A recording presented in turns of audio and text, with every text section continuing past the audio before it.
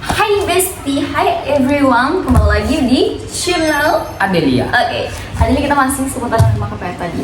Kita akan ngebahas apa hari ini Bang? Kenapa tuh ngambil rumah KPR kalau nggak karyawan apa bisa? Iya gitu guys, jadi kita akan ngebahas tentang pengusaha bisa atau enggak ngambil rumah KPR. Terus ojol bisa nggak ngambil rumah KPR subsidi gitu guys? Karena nggak punya slip gaji sayang bro. Oke, kita akan ngebahas di sini. Yang pertama, ini sesuai dengan survei kami ya guys ya, karena kami juga bukan karyawan, ini keduanya ini bukan karyawan. Kita punya usaha kita itu jualan online, dimana kalau misalnya jualan online juga fisiknya itu juga cuma di rumah kami aja Besti. Apakah bisa Bang? Jawabannya? Bisa, tapi agak ribet. Jadi ini aku ambil syarat-syarat yang ditentuin sama tim marketing aku untuk yang pengusaha. Jadi kalau misalnya teman-teman yang bukan karyawan, ini aku contohin sih pengusaha apa aja yang perlu disiapin dan apa aja yang berbeda. Apa yang berbeda bagi kasih Bang? Pertama, kalau untuk karyawan biasanya rekening koran itu cuma 3 bulan ke belakang. Tapi kalau untuk pengusaha dia 6 bulan ke belakang sayangku ya. 6 bulan ke belakang dari hari ini gitu. Jadi misalnya ini bulan 6, berarti rekening koran itu dari bulan 1 sampai bulan 6 itu harus disiapkan dan di print sayangku ya, dan di print. Yang kedua, harus punya surat izin Usaha. Oke, jadi kalau misalnya karyawan mungkin nggak ada surat izin usaha, tapi kalau misalnya kalian letak kayak itu pengusaha, wajib punya surat izin usaha yang berlaku ya guys ya. Jadi kan surat izin usaha itu berlakunya nggak yang selamanya, ada jangka waktunya kalau misalnya nggak salah kan. Pokoknya dia yang di hari itu Besti, yang di hari itu si surat izin usahanya yang masih berlaku itu yang dilampirkan. Ngurus surat izin usaha itu nggak ribet kok. Iya, bisa online. Nanti aku bikin tutorialnya gimana. Jadi untuk teman-teman yang mau urus surat izin usaha boleh banget langsung di komen aja, nanti aku ajarin teman-teman gimana caranya. Oke, yang ketiga, tempat fisik usaha ini. Iya.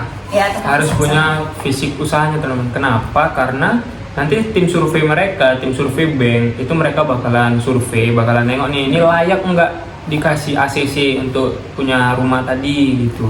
Jadi mereka itu bakalan survei. Jadi kalau kalian untuk usahanya online kayak kami, itu kalian wajib punya barang-barangnya ya, wajib punya stok lah ibaratnya untuk mereka lihat, untuk mereka cek fisiknya. Tapi kalau kalian itu memang jualannya offline, nggak perlu takut karena memang kalian jualannya offline, mereka bakalan langsung ACC menurut aku sih.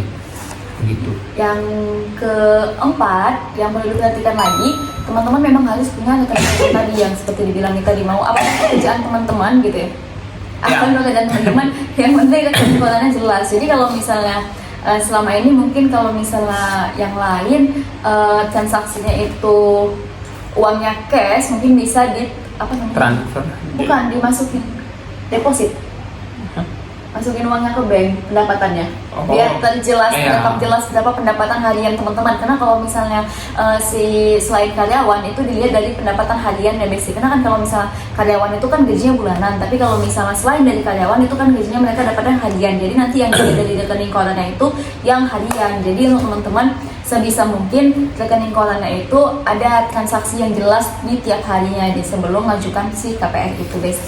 Dan pastiin atas nama diri sendiri ya. Misalnya ngambil rumahnya atas namaku, pastiin usaha tadi atas namaku, rekening koran itu atas namaku, karena data yang ditarik itu dataku atau dia ya, semua harus nama dia teman-teman, dari izin usaha, kemudian rekening koran, KTP, semua harus nama dia begitu. Jangan pencar-pencar, misalnya izin usahanya dia tapi rekening korannya aku, itu nggak bakalan di-ACC, bakalan ditolak begitu.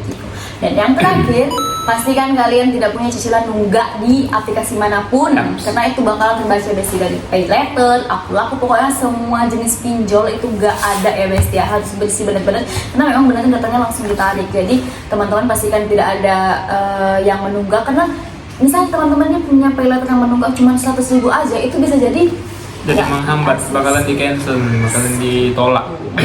Jadi, tapi kalau kalian punya pinjaman nggak apa-apa, yang penting pembayarannya itu lancar-lancar aja. Jadi kalau misalnya terus juga dia nggak bisa 50% dari gaji. Nggak bisa, dia harus 1/3 sayangku. Jadi 1/3 dari gaji yang dari pendapatan teman-teman gitu. Karena mereka kan punya kriteria sendiri, kalau udah melebihi 50% berarti udah lebih besar hutang kalian daripada pendapatan kalian, makanya itu pasti bakalan ditolak. Jadi mereka bikin itu 1/3 dari pendapatan.